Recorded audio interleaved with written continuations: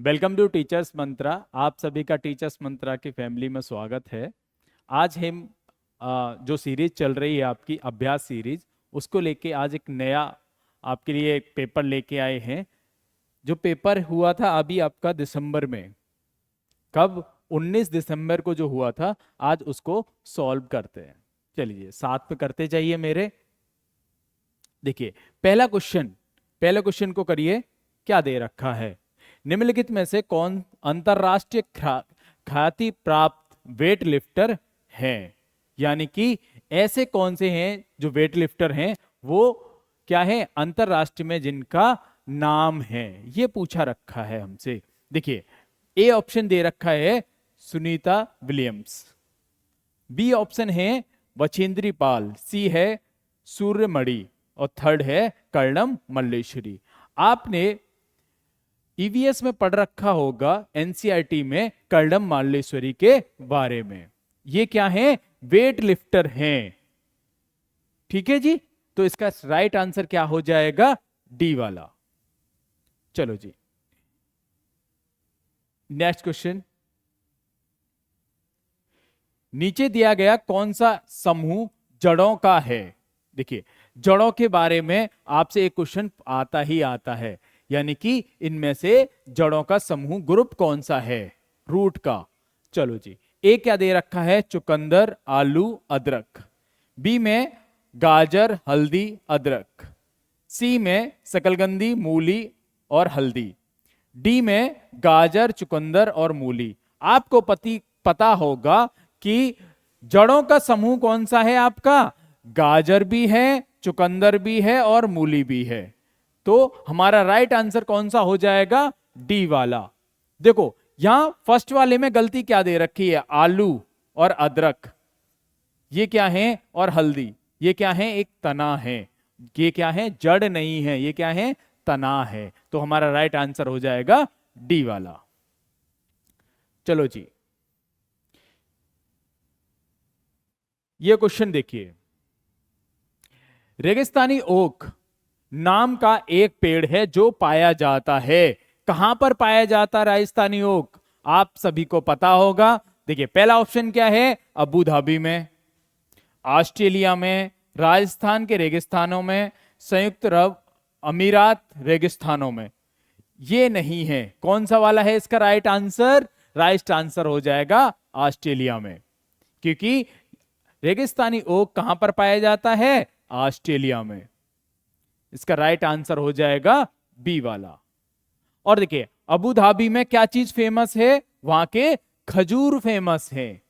आपके एनसीईआरटी में आपने पढ़ रखा होगा, अबू धाबी के क्या है? खजूर फेमस है। चलिए जी, नेक्स्ट क्वेश्चन देखिए। यह क्वेश्चन है, नेफेंथीज वह पौधा जो शिकार करता है के विषय में नीचे दिए गए कथनों पर विचार कीजिए। चलिए जी, पहला ऑप्शन पढ़िए। क्या ऑप्शन दे रखा है? पहला ऑप्शन देखिए, यह पौधा ऑस्ट्रेलिया, इंडोनेशिया और भारत, मेघालय में पाया जाता है, भारत में। बी ऑप्शन क्या दे रखा है हमसे? इसका आकार घड़े जैसा होता है और इसका मुंह एक पत्ती से ढका होता है। बिल्कुल सही बात है, ये भी सही बात है, ये भी सही बात है। सी ऑप्शन, यह केवल छोटे कीड़े मकोड़ों को फंसाकर शिकार करता है, ऐसी बात नहीं है। ये बड़े का भी शिकार कर लेता है, जैसे चूहे वगैरह का भी शिकार कर लेता है। यहां केवल वाला जो है नेगेटिव वर्ड है वैसे भी, तो ये वाला गलत हो जाएगा, सी वाला। अब डी वाला देखिए, यह छोटे कीड़े मकोड़ों को खींचने के लिए एक मोहक आवाज निकालता है, जो इसमें फंस जाते हैं और बाहर नहीं निकल पाते। इनमें से सही कथन कौन सा है? तो डी वाला भी गलत है। मोहक आवाज नहीं निकालता, ये क्या है? एक तरह की स्मेल छोड़ता है। आवाज नहीं निकालता, ये स्मेल छोड़ता है। स्मेल को आकर्षित हो जाते हैं इससे कीड़े मकोड़े और इसके पास में ऊपर आके बैठ जाते हैं, जिससे ये क्या कर देता है? उसका जो ऊपर वाली पत्ती है उसको बंद कर लेता है और उसमें जो फंस जाते हैं कीड़े मकोड़े, उनका शिकार कर लेता है। शिकार क्यों करता है? नाइट्रोजन की कमी के कारण ये शिकार करता है। तो कौन सा वाला हो जाएगा? ए वाला और बी वाला। तो कौन सा वाला आंसर सही है? केवल ए और बी। ए वाला आंसर हमारा बिल्कुल ठीक है। चलो जी नेक्स्ट क्वेश्चन देखिए जी। नेक्स्ट क्वेश्चन कीजिए। इसमें क्या दे रखा है? पांचवें क्वेश्चन में, भारत की आजादी से पहले महात्मा गांधी ने जिस दांडी यात्रा को समुद्र तट से अपनी प्रसिद्ध यात्रा की थी, वह भारत के नीचे दिए गए किस राज्य में स्थित है? देखिए पहला ऑप्शन दे रखा है आंध्र प्रदेश, दूसरा कर्नाटक, तीसरा महाराष्ट्र और चौथा दे रखा है हमारे पास गुजरात। तो गांधी जी ने कहां से यात्रा स्टार्ट की थी? गुजरात से। तो इसका आंसर हो जाएगा डी वाला। चलिए जी नेक्स्ट क्वेश्चन करते हैं। देखिए जी ये क्वेश्चन क्या दे रखा है? उच्च ज्वर मतलब तेज बुखार के साथ कपकपी जिसका उपचार सिंकोना पेड़ की छाल से होता है, वह है कौन सा वाला? वो है देखिए पहला दे रखा है मियादी बुखार, बी ऑप्शन है मलेरिया, सी है चिकनगुनिया और डी है डेंगू। तो आपको पता है सिंकोना की पेड़ से किसका होता है उपचार? मलेरिया का होता है। इसके लक्षण क्या है? आपको क्या होगी? बुखार के साथ कपकपी छूटेगी। चलिए जी ये वाला क्वेश्चन करते हैं। क्या दे रखा है? किसी डॉक्टर का घर जो है एक्स पर स्थित है तथा उसका अस्पताल जो है वाई पर स्थित है। डॉक्टर के घर से अस्पताल जाने के लिए कोई सीधी सड़क नहीं है। आगे क्या दे रखा है? अतः डॉक्टर पहले ए पर जाते हैं, जो ए पर जाते हैं, ठीक है, जो एक्स के ठीक पूरब में है। एक्स के ठीक पूरब में ए होगा तो एक्स किधर होगा? इधर होगा। तो यहां से ठीक पूरब में ए हो गया। कितना दे रखा है आपका? 600 मीटर। ठीक है जी। आगे क्या दे रखा है? फिर वह बी पर जाते हैं जो ए के ठीक दक्षिण में है। ए के ठीक दक्षिण में कौन है? बी है। वो कितना है? 450। अब देखिए आगे क्या है? फिर वह सी पर जाते हैं जो बी के ठीक पश्चिम में है। कितना है? 120 है। सी पर पहुंच गए जी, सी पर। अब क्या दे रखा है? और अंत में वह बाई पर अपने अस्पताल के लिए जाते हैं जो सी के ठीक उत्तर में कितना है? 90। 90 और चल गए जी। कहां चल गए? ये उत्तर में। अब ये कहां पहुंच गए हैं? बाई पर पहुंच गए। अब क्या पूछा है? अस्पताल के सापेक्ष डॉक्टर के घर की सही दिशा क्या होगी? तो यहां से बाई से एक्स की ये वाली डायरेक्शन हमसे पूछ रखी है, यानी कि यहां के सापेक्ष ये वाली। तो आप सभी को पता होगा ये होता है उत्तर, ये होता है पूर्व, ये होता है दक्षिण और ये होता है पश्चिम। अब वो यहां से यहां तक की पूछ रहा है तो क्या कर देंगे? उसकी ये वाली डायरेक्शन आ जाएगी। ठीक है, तो यहां क्या है? उसकी एक्स आ जाएगा। तो हमसे यही पूछ रखा है, यानी ये कौन सी हो जाएगी? उत्तर पश्चिम। तो उत्तर पश्चिम में कौन सा है? बी वाला हमारा राइट आंसर हो जाएगा। समझ आया सभी को? चलिए जी नेक्स्ट क्वेश्चन करते हैं। ये 8वां क्वेश्चन क्या दे रखा है? चेराव नाच कहां के लोग करते हैं? हमारे पास 4 ऑप्शन है। 4 ऑप्शन में से देखिए ए ऑप्शन दे रखा है झारखंड, बी ऑप्शन दे रखा है मिजोरम, सी ऑप्शन है मणिपुर और डी ऑप्शन है मेघालय। चेराव नाच कहां का है? तो लोग आप सभी को पता होगा कहां का है? आपका मिजोरम का है। तो इसका राइट आंसर क्या हो जाएगा? मिजोरम हो जाएगा। चलिए जी नेक्स्ट क्वेश्चन करते हैं। देखिए जी तमिलनाडु के निकटवर्ती राज्य पूछे गए हैं। पहला क्या दे रखा है? आंध्र प्रदेश, आंध्र प्रदेश, उड़ीसा और कर्नाटक। बी ऑप्शन है केरल, आंध्र प्रदेश, महाराष्ट्र। सी ऑप्शन है कर्नाटक, छत्तीसगढ़ और केरल। सी डी ऑप्शन है आंध्र प्रदेश, केरल, कर्नाटक। आप सभी को पता होगा तमिलनाडु के जो आसपास जो क्षेत्र हैं वो निकटवर्ती राज्य कौन कौन से हैं? एक तो है आंध्र प्रदेश भी है, केरल भी है और कर्नाटक भी है। तो इसका राइट आंसर क्या हो जाएगा? डी वाला हो जाएगा।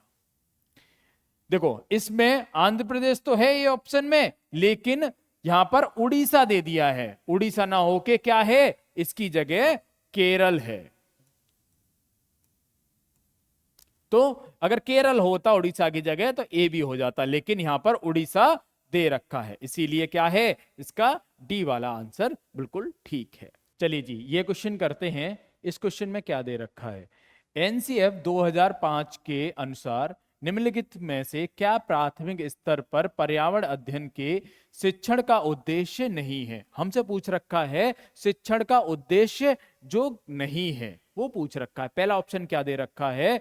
विशेषतः प्राकृतिक पर्यावरण के प्रति बच्चे की जिज्ञासा एवं सृजनात्मकता को बढ़ावा देना।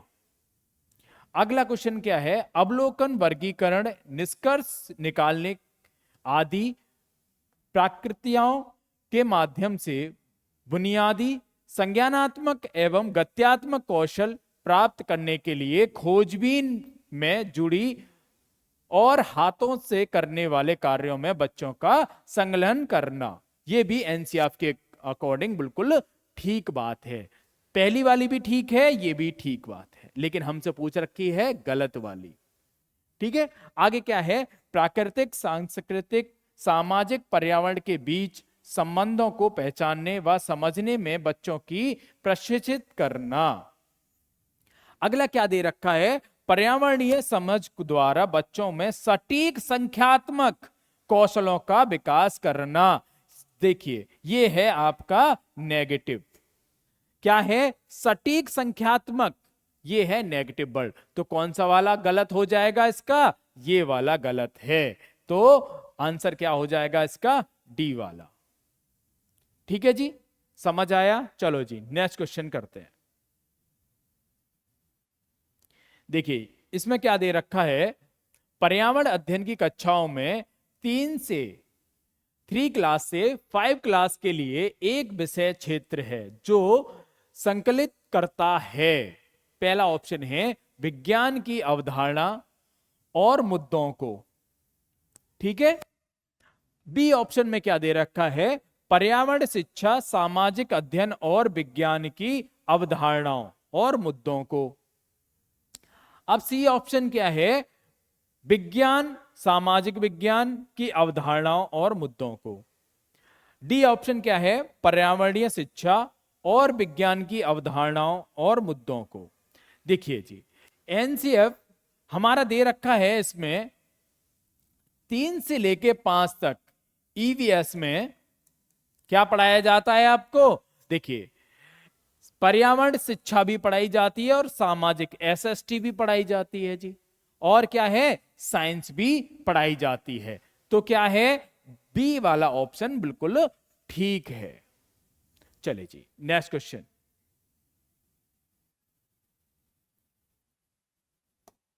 अब देखिए ये इस क्वेश्चन में क्या दे रखा है? निम्नलिखित में से क्या पर्यावरण अध्ययन के संदर्भ में सही है? देखिए पर्यावरण अध्ययन एक विषय है जो 1 से 5 तक की कक्षाओं में पढ़ाया जाता है। बी ऑप्शन क्या दे रखा है? 1 से 2nd क्लास की कक्षाओं के लिए भाषा और गणित के माध्यम से पर्यावरण अध्ययन पढ़ाया जाता है। क्लास 2nd, 3rd और 4th की कक्षाओं के लिए पर्यावरण अध्ययन से जुड़े मुद्दों को भाषा और गणित के माध्यम से पढ़ाया जाता है। 4th में क्या दे रखा है? 1st और 2nd तक की कक्षाओं के लिए पर्यावरण अध्ययन से जुड़े मुद्दे विज्ञान और सामाजिक विज्ञान द्वारा पढ़ाए जाते हैं। तो आप सभी को पता होगा यहां पर कौन सी बात बिल्कुल ठीक है? ये वाली बिल्कुल ठीक है। पहली और 2nd क्लास को में क्या है? भाषा और गणित के माध्यम से बच्चे को पर्यावरण अध्ययन पढ़ाया जाता है। ठीक है जी, तो कौन सा वाला ठीक है? बी वाला बिल्कुल ठीक है। अब चलिए जी नेक्स्ट क्वेश्चन करते हैं। इसमें क्या दे रखा है, बच्चों को पर्यावरण अध्ययन को सीखने के लिए खोजने के द्वारा पर्याप्त समय दिया जाए, यह इंगित करता है। ये किसकी ओर इशारा करता है? देखिए पहला ऑप्शन क्या दे रखा है, ए ऑप्शन पर ध्यान दीजिए। पर्यावरण अध्ययन याद करके सीखा जाता है, ऐसी तो बात नहीं है। याद करना क्या है, ये नेगेटिव वर्ड है। ये वाले जिसमें भी याद करना दे रखा हो वो तो हमारा आंसर हो ही नहीं सकता। हम चीजों को समझाते हैं, रटन विद्या और याद कराने पर फोकस नहीं करते। अगला क्या दे रखा है, पर्यावरण अध्ययन सूचनाओं के द्वारा सीखा जाता है।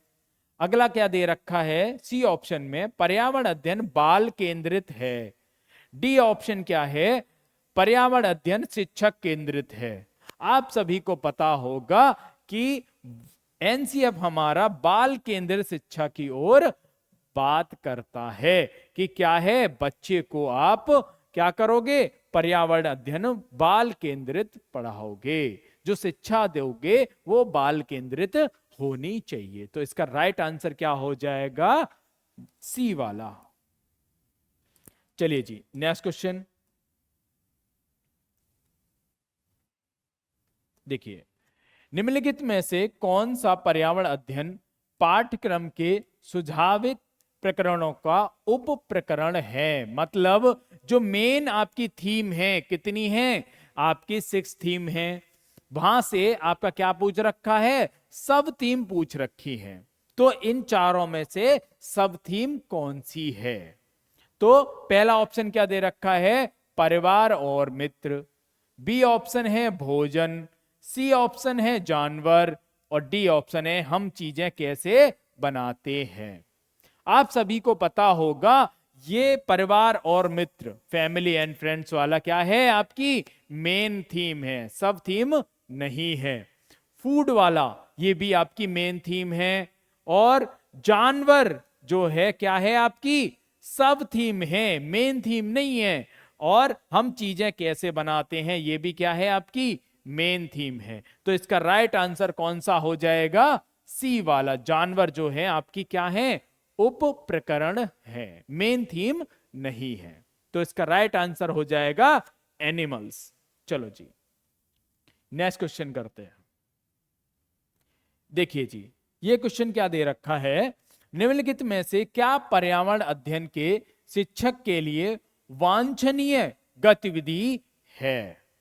पहला ऑप्शन क्या दे रखा है, विभिन्न कक्षाओं के बहुसांस्कृतिक क्षेत्रों को संबोधित करना। अगला ऑप्शन है पर्यावरण अध्ययन की अवधारणाओं से संबंधित महत्वपूर्ण सूचनाओं को बच्चों को देने के लिए प्रेरित करना। अगला क्या है, पर्यावरण अध्ययन के 6 प्रकरणों का रेखीय आयोजन करना। लास्ट ऑप्शन देखिए, केवल पाठ्य पुस्तकों पर आश्रित रहना। तो इसका वांछनीय गतिविधि कौन सी हो जाएगी, जो सबसे अच्छी गतिविधि है। वांछनीय का मतलब होता है डिजायरेबल, ठीक है, जिसको क्या है, ये पॉजिटिव वर्ड है, नेगेटिव वर्ड नहीं है। तो पॉजिटिव सबसे अच्छी बात कौन सी कह रखी है, विभिन्न कक्षाओं के बहु सांस्कृतिक क्षेत्रों से संबंधित कराना।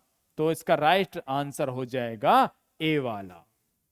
यानी कि आप क्या करोगे, बहु सांस्कृतिक क्षेत्रों को संबोधित करोगे। तो इसका राइट आंसर ए वाला हो जाएगा। चलिए जी नेक्स्ट क्वेश्चन। यहीं तक ये क्वेश्चन थे, अगली सीरीज ऐसे ही कंटिन्यू रहेगी। आप हमसे जुड़े रहिए एग्जाम तक, आप अच्छे से तैयारी करते रहिए। शाम को डेली प्रैक्टिस आपकी होती रहेगी। अभ्यास सीरीज तब तक चलती रहेगी जब तक सीटेट का आपका 130 प्लस का अचीवमेंट पूरा ना हो जाए। चलिए थैंक यू।